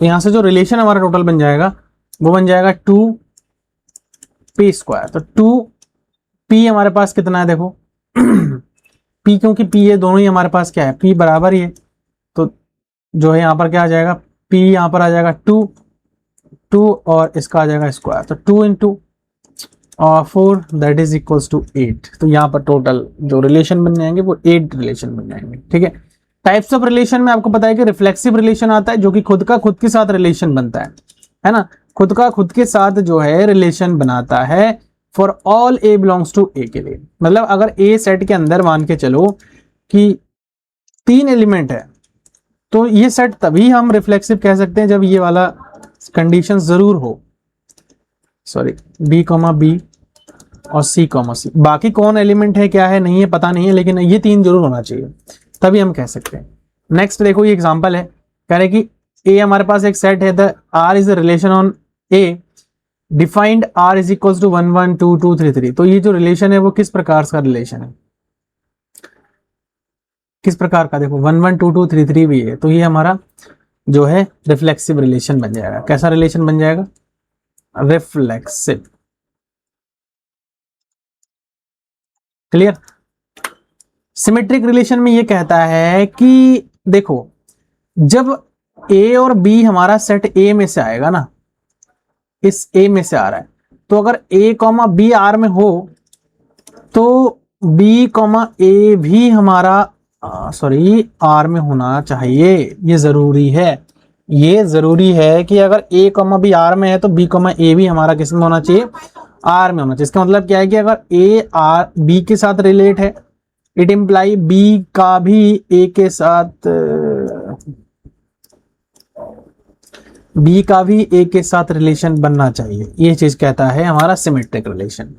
यहां पर आप देख सकते हो 1 1 2 2 3 3, अब 1 2 है तो 2 1 भी है इसमें, है ना, ये आप लोग देख सकते हो। तो इस प्रकार से ये हमारा क्या हो जाएगा, एक सिमेट्रिक रिलेशन हो जाएगा। नेक्स्ट बात करते हैं ट्रांजिटिव रिलेशन के लिए। तो ट्रांजिटिव रिलेशन में क्या होता है कि अगर ए बी आर, मतलब यहां पर मैं ऐसे बताता हूं, देखो ज्यादा समझ में आएगा। अगर ए बी के साथ रिलेट है, साथ ही साथ बी आर के साथ, बी सी के साथ रिलेट है, तो ए सी के साथ रिलेशन होना चाहिए। जैसा कि आप लोग यहाँ पर देख सकते हो, 1 2 में है, 2 3 में है, तो 1 3 भी रिलेशन में बन रहा है। तो ये हमारा जो है एक ट्रांजिटिव रिलेशन बन जाएगा, इसमें कोई डाउट नहीं होना चाहिए। नेक्स्ट देखो, इसमें कुछ हमारे पास फॉर्मूलाज है, इसको आप लोग एक बार देख लीजिए। ठीक है, तो ऑल रिलेशन में अगर बात करूं तो 2n² होता है। ठीक है, 2n² होता है। उसके बाद जो है रिफ्लेक्सिव रिलेशन की मैं अगर बात करूं तो 2n²। अच्छा, यहां पर ना थोड़ा सा इसको करेक्ट कर लेना, ठीक है, यहां पर थोड़ा गड़बड़ हो गया ये चीज, पहले हमने सही लिखा था इसको, 2p² है ना, ये 2p², 2 पावर p फिर स्क्वायर है। ठीक है, यहाँ पर 2 की पावर p फिर स्क्वायर, यहां से सही कर लेना इसको।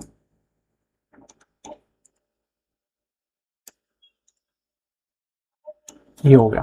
ठीक है, और यहाँ पर रिलेशन भी थोड़ा सा गलत निकला है, इसको भी सही कर लो आप लोग।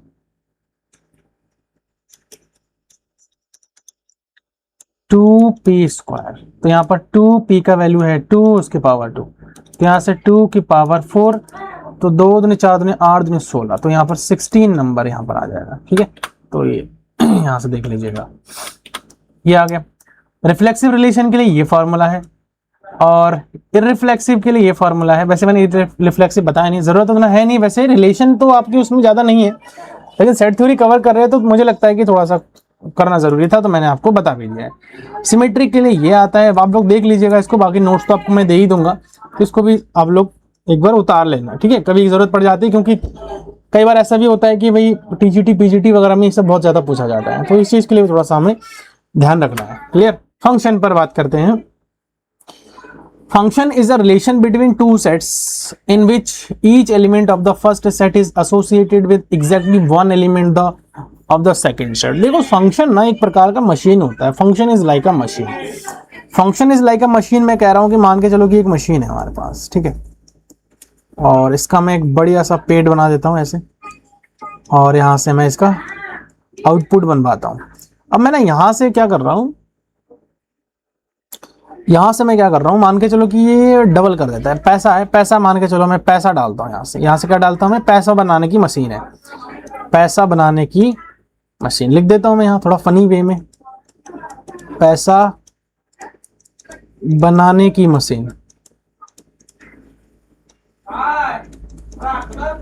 ठीक है, पैसा बनाने की मशीन है। अभी यहां से मैं अगर x डालता हूं तो यहां से 2x निकलता है, ठीक है, मैं यहां से अगर 1 रुपए डालूंगा तो यहां 2 रुपए, यहां से अगर मैं 1 रुपए डालूंगा तो यहां से 2 रुपए निकलेगा, यहां से मैं 2 रुपए डालूंगा तो यहां से 4 रुपए निकलेगा, यहां से मैं 3 रुपए डालूंगा तो यहां से 6 रुपए निकलेगा। ऐसे मतलब ये एक प्रकार से समझ सकते हो कि भाई हर यूनिक एलिमेंट के लिए ना, फंक्शन में हर यूनिक एलिमेंट के लिए जो आउटपुट है ना वो हमेशा यूनिक होना चाहिए। तो ये चीज आपको थोड़ा सा समझना पड़ेगा कि फंक्शन को हम जनरली कह रहे हैं कि सेट, ये देखो ना, फंक्शन इज अ रिलेशन, देखो इसको दूसरे कलर से दे देता हूं मैं, function is a relation between two sets in which each element of the first set is associated with exactly one, देखो वन का 2 के साथ एसोसिएशन हो रहा है, मतलब इसको मैं अगर ऐसे बना के दिखाऊं आपको, 1 का 2 के साथ एसोसिएशन हो रहा है, 2 का 4 के साथ एसोसिएशन हो रहा है, और ऐसी 3 का 6 के साथ एसोसिएशन हो रहा है, एग्जैक्टली 1 के साथ एसोसिएशन हो रहा है, तो ये जनरली हमारा क्या बन जाएगा, एक फंक्शन बन जाएगा। क्लियर, ये जनरली हमारा एक फंक्शन बन जाएगा। तो आशा करता हूं कि चीज समझ में आ गई। फंक्शन को हम जनरली एफ दिखाते हैं, है ना। देखो, where every element of set A has a unique image in set B, unique होना चाहिए, अगर अदरवाइज फंक्शन नहीं होगा वो, ठीक है। उसके बाद देखो एफ से हम इसको डिनोट करते हैं, तो ये हमारा जो है एक प्रकार का हो जाएगा फंक्शन हो जाएगा। बहुत सिंपल वे में मुझे लगता है कि आपको मैंने समझाया फंक्शन की, फंक्शन को हम एक मशीन की तरह समझ सकते हैं, ठीक है, कि मशीन में हम एक फिक्स प्रोग्राम जो है वहां पर फिक्स कर दिया है, और उस प्रोग्राम के तहत ही वो काम कर रहा है कि भाई हम 1 रुपए डाल रहे हैं तो 2 रुपए निकल रहा है, 2 रुपए डाल रहे हैं तो 4 रुपए, ऐसे 3 रुपए तो 6 रुपए, ठीक है। तो इस प्रकार से फंक्शन हो जाएगा। डोमेन क्या होता है फंक्शन का, डोमेन हमारा जैसे जो ए होता है ना उसको हम डोमेन कहते हैं, और जो बी सेट होता है उसको हम क्या कहते हैं, को डोमेन कहते हैं। तो इसके सारे के सारे जो एक्स है देखो यहाँ पर ही डोमेन हो जाएगा 1 2 3। क्लियर। तो इस प्रकार से कोडोमेन में बी सेट जितने भी होंगे ना वो कोडोमेन होंगे, ये भी आपको पता ही है। रेंज आपको पता ही है कि रेंज जो है ना हमेशा के लिए कोडोमेन का सबसेट होता है, ठीक है। अब मान के चलो कि मैं एक के सेट ले रहा हूं ए बी सी, और एक सेट में ले रहा हूं 1 2 3 4 5, ठीक है। अब एक मैं फंक्शन ड्रॉ कर रहा हूं, और इसमें ए बी सी है, और इसमें 1 2 3 है, 1 2 3 4 5, और इसमें जो हमारे पास जो रिलेशन हमारा बन रहा है वो बन रहा है ए का 1 के साथ, बी का 2 3 के साथ मान लेता हूं, और सी का 4 के साथ। तो ये तो हमारा डोमेन हो गया, आपको पता है ये डोमेन हो गया। पता नहीं आवाज आ रही है नहीं आ रही आप लोगों को, ये माइक थोड़ा सा रुक नहीं रहा है यहाँ पे। ये हमारा हो गया कोडोमेन, ठीक है। अब रेंज देखो, रेंज वो एलिमेंट्स होते हैं जो कि मैप्ड हो रखा है, जैसे 1 3 और 4, ये हमारा रेंज हो गया। अब ये रेंज आप देख सकते हो कि जो रेंज है ना वो सबसेट है किसका, कोडोमेन का। तो मैंने कोई गलत शब्द तो नहीं लिखा है ना, मैंने सही लिखा है। मुझे लगता है कि आपको चीजें समझ में आ गई है। नेक्स्ट बात करते हैं ग्राफ ऑफ द फंक्शन, बहुत इंपॉर्टेंट है। किसी भी फंक्शन का हम ग्राफ ड्रॉ कर सकते हैं और जो ग्राफ है ना वो बहुत सारा काम जो है हमारा क्या करता है, आसान कर देता है। ग्राफ जो है बहुत सारा काम हमारा क्या करता है, आसान कर देता है। जैसे अब कोई भी फंक्शन है उसका ग्राफ कैसे हम बनाते हैं, मान के चलो कि एक fx है और ये x है, सिंपल सा, एक बहुत सिंपल सा फंक्शन में ले रहा हूँ। अब आप समझ लो कि ये x एक्सिस हो गया, y एक्सिस हो गया, तो ये जो फंक्शन है वो हमारा इस प्रकार से सीधी लाइन जाएगी नहीं, तो ये भी एक फंक्शन हो गया। तो कोई भी फंक्शन ले लो आप, वो उसका ग्राफ जरूर होता है। तो ग्राफ क्या होता है कि ये सारे के सारे ये जो जितने पॉइंट्स आ रहे हैं ना, ये सब पॉइंट से तो है, हर जगह पॉइंट है। तो ये x, y वाला पॉइंट ही तो आ रहा है, और y हमारा क्या है, x, fx आ रहा है, तो मतलब ये y वाला पॉइंट ही। तो इसको इस प्रकार से आप समझ सकते हो, क्योंकि अगर मैं इसको देखूं यहाँ से, ये x हो गया, x1 हो गया, ये x2 हो गया, ये x3 हो गया, ये x4 हो गया, और ऐसे यहाँ से ये y1 हो गया। और ये y1 एक्चुअल में क्या है, ये जो fx ही तो है, y जो है क्या fx ही है। तो मैं y1 को यहाँ पर fx1 यहाँ पर लिख सकता हूँ, ऐसे ही इसको मैं लिख सकता हूँ x, fx2 लिख सकता हूँ, इसको मैं x, fx3 लिख सकता हूँ। तो इस प्रकार से यहाँ पर यही चीज बताया कि the graph of a function is the set of all ordered pair which is x, fx that satisfies the condition है fa to b, और then the graph of the function is defined graph of f, this point should be contain. तो ये point हमारा contain करना चाहिए, वो मैंने आपको इस ग्राफ के माध्यम से दिखाया है। ठीक है, नेक्स्ट देखो इक्वालिटी ऑफ टू ग्राफ। दो ग्राफ इक्वल कब होता है, टू फंक्शंस, सॉरी ग्राफ नहीं, यहाँ पर फंक्शंस है। Two functions are said to be equal if they have the same domain and they give the same value for every element of their domain. देखो एक function है f और एक function g है, और दोनों कब बराबर होते हैं, जब ये आउटपुट जो है ना सेम दे दे। ठीक है, कह रहा है कि इक्वल कब होगा, if the same domain, domain हमारा सेम हो, जैसे a है, डोमेन हमारा जो है f और g का बराबर होना चाहिए, सेम वैल्यू, और वैल्यू भी हमारा क्या दे, सेम दे दे, मतलब fx भी और gx दोनों ही हमारा क्या आ जाए, बराबर आ जाए। उसका कुछ एग्जांपल आप यहाँ पर देख सकते हो। एक fx हमारे पास फंक्शन है x स्क्वायर माइनस 1, ठीक है, x स्क्वायर माइनस 1, और एक gx एक फंक्शन है जो कि x प्लस 1 और x माइनस 1। अगर मैं इसको थोड़ा सॉल्व करूंगा तो ये x प्लस 1 x माइनस 1 वाला फंक्शन ही तो बन रहा है, तो दोनों हमारे क्या आ जाएंगे, इक्वल आ जाएंगे, दोनों ही आउटपुट क्या देगा, सेम आउटपुट देगा, तो इक्वल फंक्शन हो जाएगा। Counting of function very important है।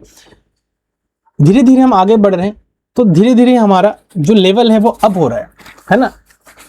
स्टार्टिंग में क्या होता है ना, जब हम जिम करने जाते हैं, योगा करते हैं, तो हम धीरे धीरे वार्म अप करते हैं, वार्म अप करके उसके बाद जाकर के हम थोड़ा सा टफ वाला योगा करते हैं, ताकि उससे हमारा बॉडी थोड़ा गर्म हो जाए। तो मेरा भी यहाँ पर कॉन्सेप्ट सेम था कि आपको पहले थोड़ा वार्म अप करवाया जाए, जो आपने पुराना पढ़ रखा है, सेट थ्योरी, रिलेशन हो गया, फंक्शन हो गया, ये तमाम सारी चीज़ें आपको थोड़ा सा ये वार्म अप के लिए था। अब यहाँ पर थोड़ा चीज़ें डिफरेंट आने वाली है, इसके क्वेश्चन भी कभी कभार लग जाते हैं। ठीक है, काउंटिंग ऑफ द फंक्शन, तो देखो कह रहा है कि दो फंक्शन है ना, if two set a and b have finite number of elements, then the number of possible function from a to b can be calculated using this। अगर देखो एक सेट a है और उसकी जो कार्डिनलिटी है वो m है, और एक सेट b है उसकी जो कार्डिनलिटी है वो n है, तो अगर a से b में एक फंक्शन है तो b की कार्डिनलिटी और पावर में a की कार्डिनलिटी लिख दिया जाता है, b की कार्डिनलिटी n की पावर m, तो ये जो है टोटल नंबर ऑफ फंक्शंस बनेंगे। अब इसमें वेरिएशन आ जाता है 1 1 1 2, इस प्रकार की चीजें आ जाती है। तो ये फार्मूला मुझे लगता है कि आपको समझ में आ गई है। अब मान के चलो कि एक सेट हमारे पास a है जिसमें है 2 3 4 है, और एक सेट b है जिसमें है 5 6 7 8, तो कितने total number of function possible है, पॉसिबल फंक्शन है, ध्यान रखना a से b में। अगर मैं a से b की बात करूं तो क्या फंक्शन बनेंगे, 1 2 3 4, तो 4 की पावर 1 2 3। और अगर मैं ऐसे ही b से a की बात करूं तो b से a की पावर मतलब a की पहले लिखो 1 2 3, तो 3 की पावर 4 आ जाएगा। तो ये इस प्रकार से जो है हम टोटल नंबर ऑफ फंक्शन को क्या कर सकते हैं, काउंट कर सकते हैं। तो इंपॉर्टेंट है। क्लासिफिकेशन ऑफ फंक्शन है, क्लासिफिकेशन ऑफ फंक्शन में कह रहा है कि 1 1 फंक्शन है, तो वन वन फंक्शन क्या होता है कि अगर एक फंक्शन ए से बी में है is called one one if different element of the domain have the different images, मतलब डोमेन के डिफरेंट एलिमेंट के लिए डिफरेंट इमेजेस हो, मतलब आप ऐसा समझ लो कि हर एलिमेंट के लिए अलग अलग जो है इमेजेस हमारे पास होना चाहिए। मतलब एक एलिमेंट अगर ये है, एक एलिमेंट अगर ये है, नहीं ले रहा यार,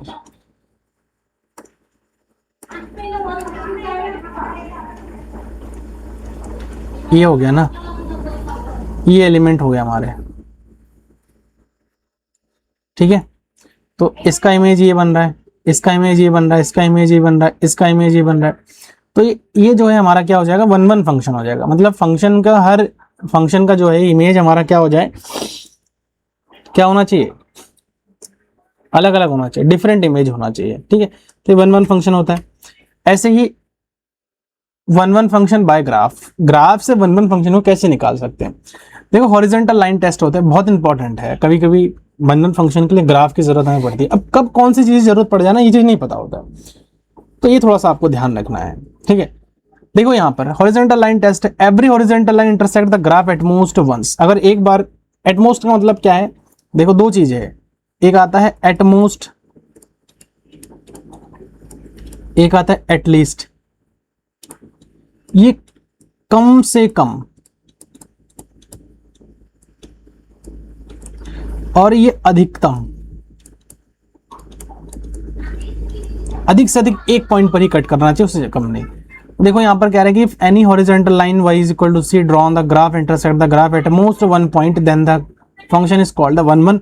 बहुत ज्यादा इसमें नहीं जाएंगे। देखो एक फंक्शन है, अभी फंक्शन वन वन है या नहीं है उसको हम चेक करने के लिए क्या करेंगे, हम एक हॉरिजॉन्टल लाइन खींचेंगे, सिंपल सा हॉरिजॉन्टल लाइन खींचेंगे। अब देखो ये हॉरिजॉन्टल लाइन सिर्फ एक ही पॉइंट पर कट कर रहा है ना, तो जब एक ही पॉइंट पर कट कर रहा है तो हम यहाँ से कह सकते हैं कि जो फंक्शन है वो हमारा कैसा है, वन वन है।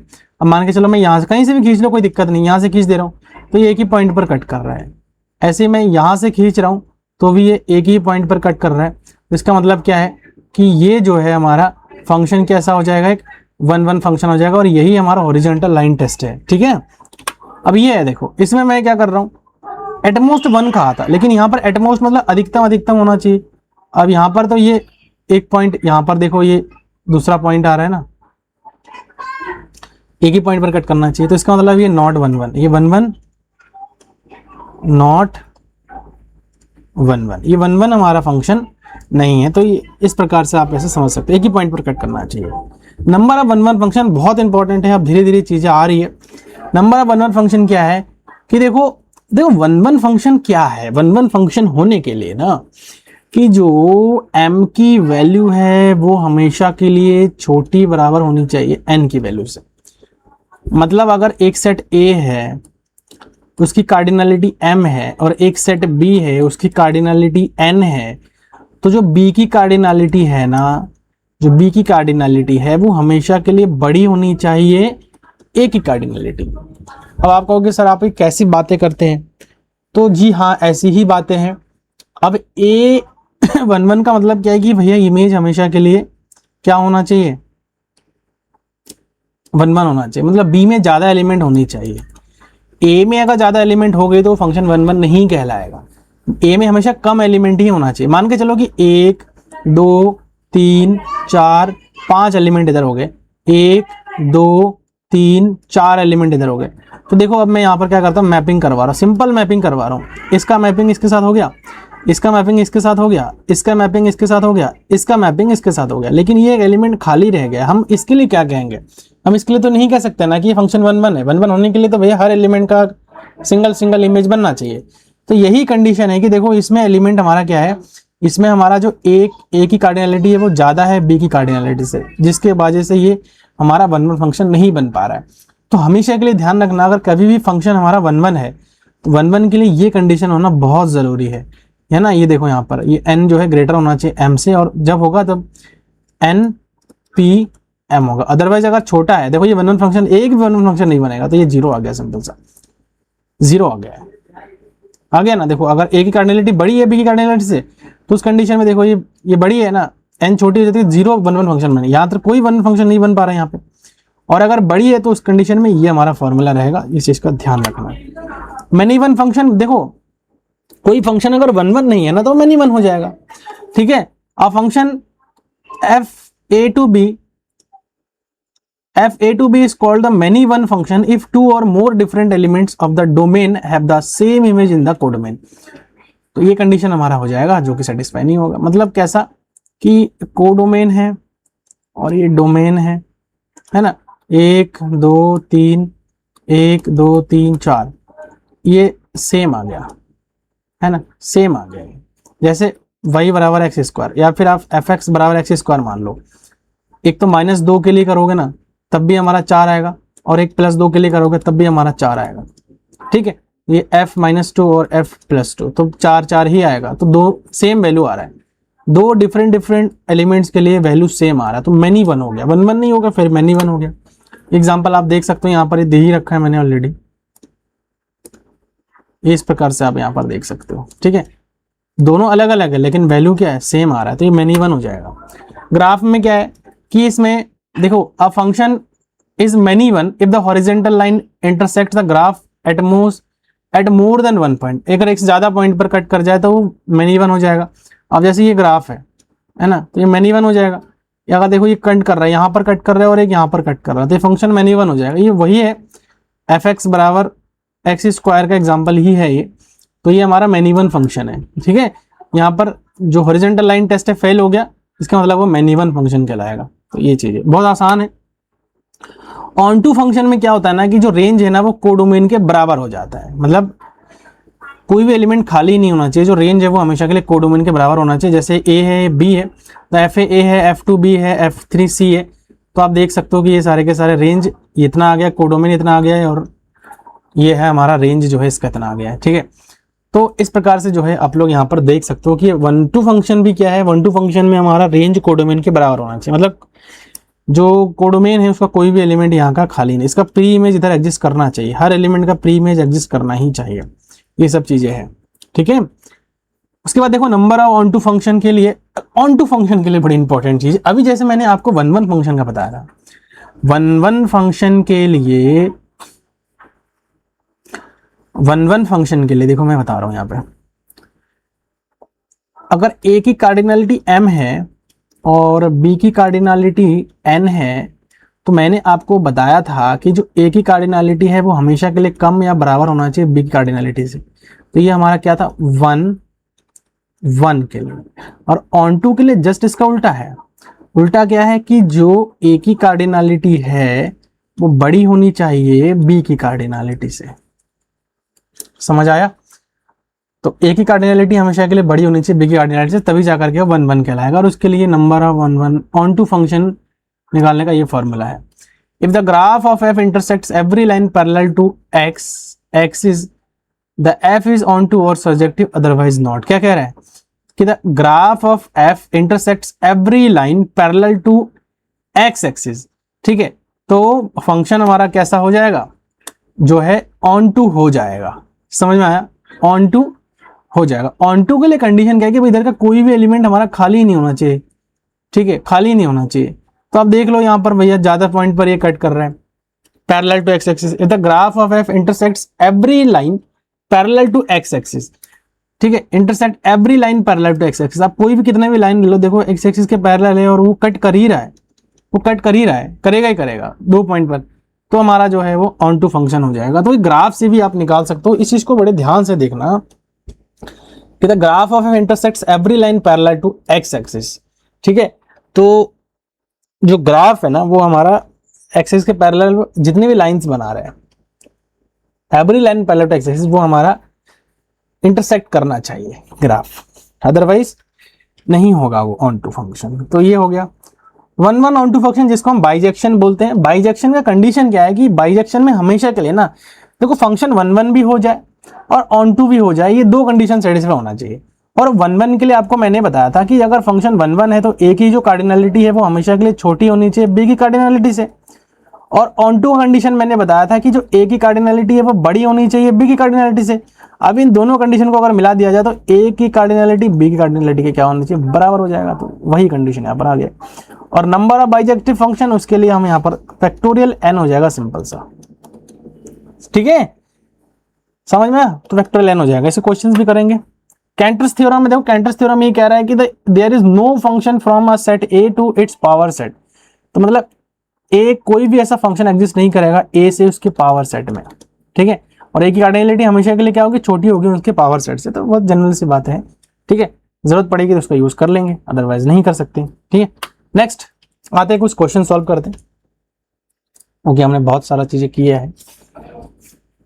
देखो क्या कह रहा है पहला क्वेश्चन, कह रहा है कि total number of injective functions from a set having m elements to a set having n elements where m is greater than n is equal to.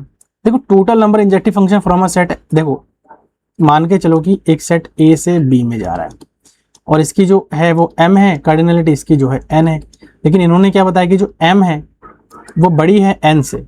अब आपको पता है कि जो a की कार्डिनलिटी है वो बड़ी बराबर होती है b की कार्डिनलिटी से, ये ऑन टू के लिए कंडीशन सही होता है। और अगर ये इसमें कोई भी one one function, no one one function, कोई वन वन फंक्शन हमारा नहीं होता, इसका मतलब क्या हो जाएगा, यहाँ पर 0 इज द करेक्ट आंसर हो जाएगा, बाकी सब यहाँ से गलत हो जाएगा। तो ये क्वेश्चन हमने जो टॉपिक किया उसी के रिगार्डिंग क्वेश्चन है। नेक्स्ट क्वेश्चन देखो क्या कह रहे हैं, A and B be finite sets, finite sets with A की कार्डिनलिटी यहाँ पर जो है कितनी है, 5 है, और बी की जो कार्डिनलिटी है वो हमारा यहाँ पर जो है, बी की जो कार्डिनलिटी है वो यहाँ पर हमारा कितना है, 8 है। देखो यहाँ पर number of injective functions from a set A to, injective मतलब वन वन ही होता है, कंफ्यूज मत होना, हाँ वन वन ही होता है। तो ए की कार्डिनलिटी 5 है, बी की कार्डिनलिटी कितनी है, 8 है। तो आपको पता है कि जो बी की कार्डिनलिटी है वो हमेशा के लिए बड़ी होनी चाहिए, तो एन एम पी एन ये जो फॉर्मूला होता है वो आपको लगानी पड़ती है, ठीक है। तो यहाँ से एन पी एम है ना, ये देखो आपको दिखा देता हूँ यहाँ से,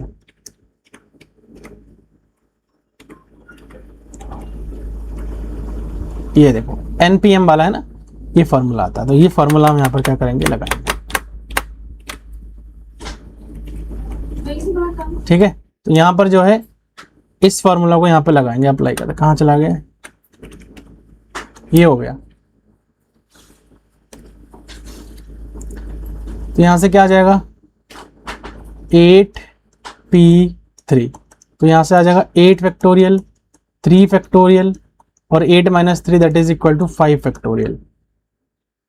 अच्छा p है ना, परम्यूटेशन है यहाँ पर, तो परम्यूटेशन के लिए फिर इसको हम हटा देंगे। तो यहाँ से कितना आ जाएगा, 8 और 5, 8 - 5, इसको भी थोड़ा हटा देता हूँ मैं, कोई नहीं। तो यहाँ से क्या आ जाएगा, 8 - 3, 8 - 3 फैक्टोरियल, 5 फैक्टोरियल आएगा। तो यहाँ पर कोई ऐसा है नहीं, तो ऑप्शन सी यहाँ से करेक्ट हो जाएगा। नेक्स्ट क्वेश्चन देखो, number of one one function A to A where A is the set having 6 element, one one function के लिए कह रहा है। तो अच्छा ये आई थिंक यहाँ पर प्रेस हो रहा है, कोई नहीं, कहाँ चला गया है,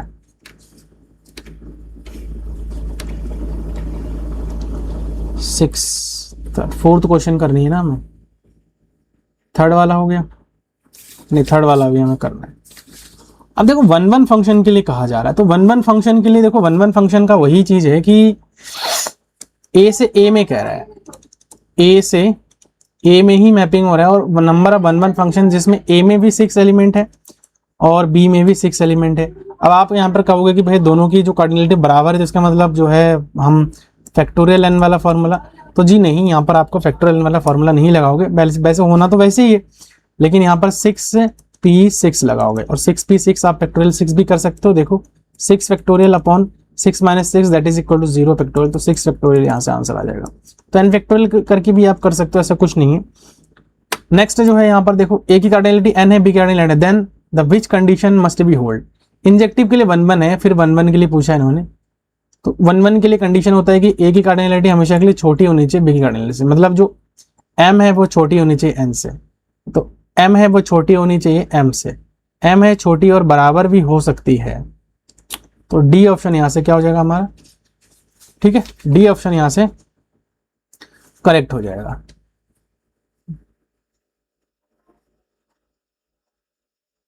हाँ डी ऑप्शन यहां से जो हमारा क्या हो जाएगा, करेक्ट। एक बार चेक कर लेते हैं ना क्या कह रही है, which condition must be hold, A से बी में आ रहा है, तो ए से बी में अगर फंक्शन आ रहा है तो ए की कार्डिनलिटी, अच्छा ए की कार्डिनलिटी n है, सॉरी ठीक है, ये गलत हो गया थोड़ा सा ना, कार्डिनलिटी पर हम यहाँ पे ध्यान देना पड़ेगा, ये थोड़ा सा हमने गलत कर दिया। ये n है और जो b की कार्डिनलिटी है वो m है, ठीक है। तो ये छोटी होनी चाहिए, n जो है छोटी होनी चाहिए m से, तो n छोटी होनी चाहिए, तो वो c ऑप्शन ही दे रहा है हमारा, तो ये c ऑप्शन यहाँ से करेक्ट हो जाएगा। 5th नंबर देखो, a and b be finite sets such that a is equal to 4 और b is equal to 3, total number of functions from a to b। तो total number of functions a to b के लिए मैंने कहा था कि b की cardinality है और पावर में a की कार्डिनलिटी, तो b की कार्डिनलिटी 3 है और 4 है, 3 टू द पावर 4 आ जाएगा। अगर मैं a से b से a में कहता, तो b से a में कहता तो a की कार्डिनलिटी 4 की पावर 3 आ जाता, ठीक है, तो जाके ये ऑप्शन आता, तो ये गलत हो जाएगा, ये गलत हो जाएगा, ये गलत होगा, ठीक है। तो इस प्रकार से हम कर सकते हैं। नेक्स्ट क्वेश्चन देखो यहाँ पर, the total number of function from a set having 5 elements to a set having 4 element which are not 1 1, जो कि 1 1 हमारा नहीं है। क्वेश्चन को थोड़ा समझना पड़ेगा। कह रहा है कि the number of functions from a set having 5 elements to a set having 4 elements which are not 1 1। तो देखो टोटल नंबर ऑफ फंक्शन, सबसे पहले तो यहां पर समझो, total number of function, total number of function, function क्या हो जाता है टोटल नंबर ऑफ फंक्शन।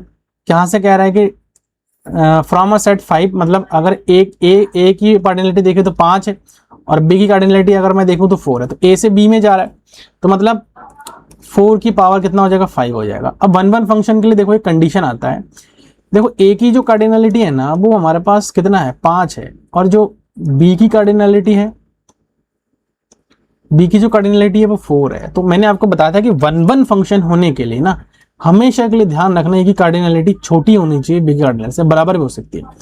देखो बी की कार्डिनलिटी बड़ी है ना, बड़ी होनी चाहिए बी की कार्डिनलिटी, तो छोटी आ रही, मतलब नो 1 1 फंक्शन, नो 1 1 फंक्शन, इसमें कोई भी 1 1 फंक्शन हमारा क्या है, नहीं है। तो इसका मतलब जो फंक्शन हमारे पास आ जाएगा total number of function 4 to the power 5, A option यहां से क्या हो जाएगा, करेक्ट हो जाएगा। क्लियर, आशा करता हूं कि आपको चीजें समझ में आ गई है।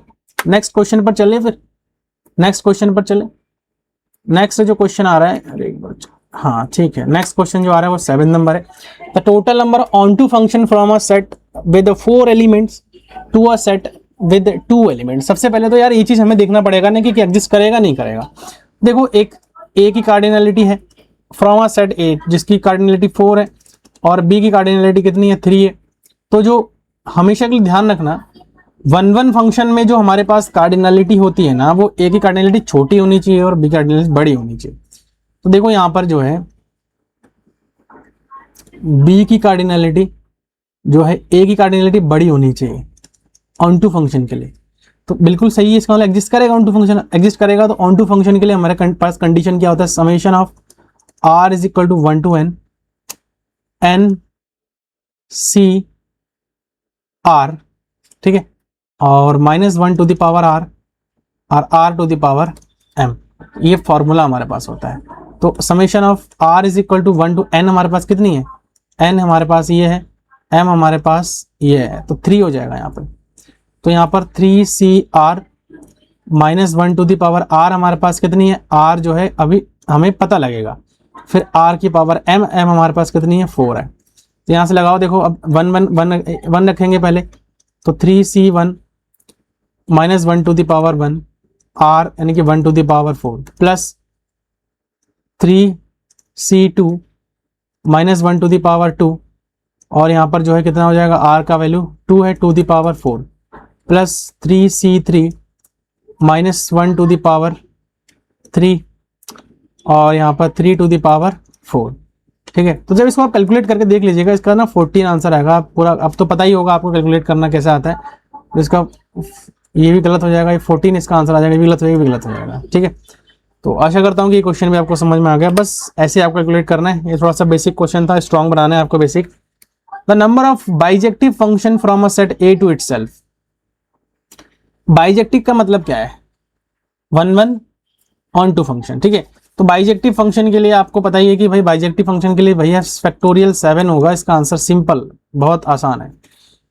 9th नंबर देखो, if the number of function from A to B is 81। देखो एक फंक्शन है ए से बी में, टोटल नंबर ऑफ फंक्शन दे रखा है इन्होंने 81। तो आपको पता है कि बी की कार्डिनलिटी और पावर में ए की कार्डिनलिटी होती है और ये दिया है 81, तो बी की कार्डिनलिटी कितनी है भैया, बी की कार्डिनलिटी हमें निकालनी है, ए की कार्डिनलिटी 4 दी हुई है और इसको मैं क्या लिख सकता हूँ 3 3 9 3 27 3 81, तो यहाँ पर जो है बी की कार्डिनलिटी कितनी आ जाएगी, 3 आ जाएगी। तो यहाँ से बी ऑप्शन हमारा क्या हो जाएगा, करेक्ट हो जाएगा। 10th नंबर देखो, ए हमारे पास ABCD दिया है, बी हमारे 1 2 3 देना है, which of the following is the correct. Total number of function from A to B, अगर ए से बी में हम जा रहे हैं तो बी की कार्डिनलिटी पावर में ए की कार्डिनलिटी, तो बी की पावर कार्डिनलिटी 3 है और ए की कार्डिनलिटी 4 है, मतलब ये ऑप्शन सही है हमारा। Total number of function from B to A, बिल्कुल ये भी सही हो रहा है, 4 की पावर 3, देख लेना आप, ये भी सही हो रहा है।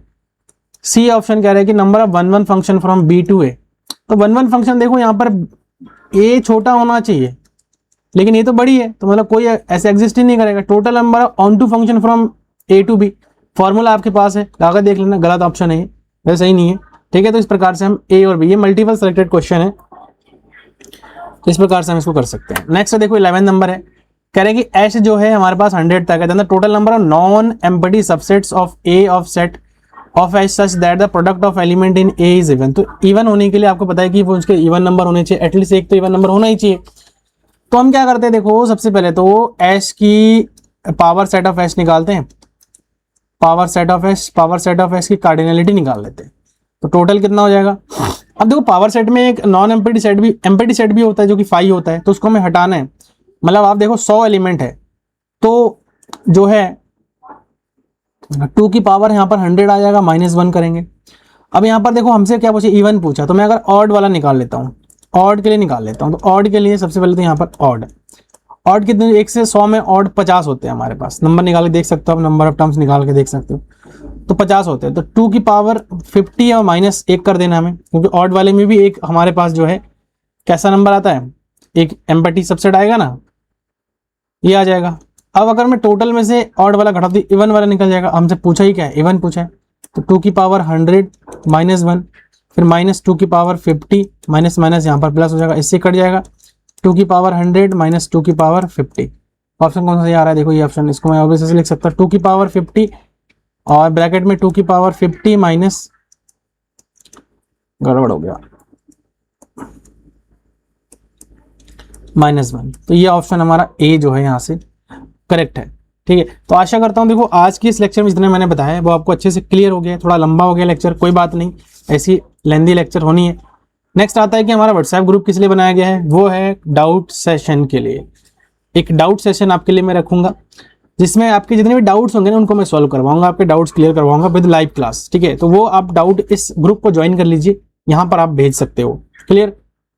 नेक्स्ट आता है हमारा टेलीग्राम चैनल, जहां पर आपको इस लेक्चर के PDF नोट्स आपको मिलेगा, ये QR कोड है, इसको स्कैन करना टेलीग्राम में जाकर के, फिर स्कैन करने के बाद आपको वो जो है चैनल ज्वाइन आप कर सकते हो। नेक्स्ट आता है हमारा फेसबुक पेज है, इसको आप फॉलो कर सकते हैं, इंस्टाग्राम को फॉलो कर सकते हैं, और ये हमारा व्हाट्सएप नंबर है, अगर आपको कभी भी कोई क्वेरी है तो आप व्हाट्सएप के माध्यम से भी हमसे पूछ सकते हैं, ठीक है। लेकिन कमेंट में अगर आप पूछेंगे वहां पर ही आपको सोल्यूशन मिल जाएगा, लेकिन व्हाट्सएप में थोड़ा सा ठीक रहता है, आप उसको भी कर सकते हैं। नेक्स्ट आया, चैनल पर नए हैं सब्सक्राइब करिए, क्योंकि ये सब चीज़ें जो मैं आपको कर रहा हूँ ये आप ही लोगों के लिए है, ये कहीं ना कहीं आप ही को हेल्प करेगा, है ना। तो आज का जो लेक्चर है वो कैसा लगा आप लोग कमेंट में ज़रूर बताइए, सही लगे उसको आप लोग लाइक करिए, चैनल पर नए उसको आप लोग सब्सक्राइब करिए। मिलेंगे नेक्स्ट वीडियो में, थैंक यू सो मच।